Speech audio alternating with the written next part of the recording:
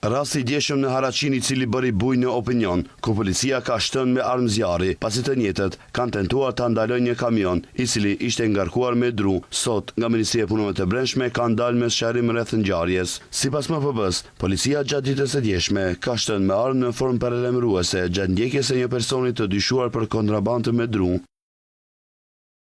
Më 24 maj 2026, rreth orës 12 në hyrje të fshatit Haraqin, në rajonin e Shkupit, zyrtarët policor i kanë dhënë shenjë për ndalim një kamioni të ngarkuar me dru, por shoferi nuk është ndalur dhe ka vazhduar lëvizjen. Më pas, shoferi e ka drejtuar kamionin drejt policëve dhe automjetit zyrtar, pas së cilës policët kanë shtënë me plumba paralajmërues në ajër. Shoferi ka shkarkuar drut në rrugë dhe është larguar me automjetin në drejtim të panjohur. Nuk ka persona të lënduar, ndërsa druti janë ndërzuar policisë pyjore, po ndërmerren masa për gjetjen e shoferit dhe automjetit. Reagim për këtë ngjarje ka bërë edhe kryetari i komunës së Haraqinës, Daud Beqiri, i cili thotë se çdo aksion nga policia duhet të zhvillohet me profesionalizëm dhe kujdes maksimal ndaj sigurisë së qytetarëve.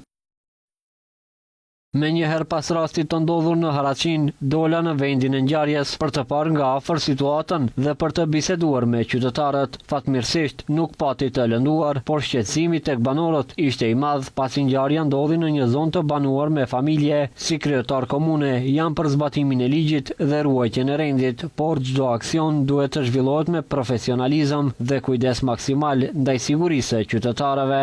Beqiri kërkon nga institucionet kompetente që rastit të shqyrtohet me seriozitet në mënyrë që, siç tha, rastet të tilla të mos përsëriten dhe qytetarët të ndihen të sigurt në vendin e tyre.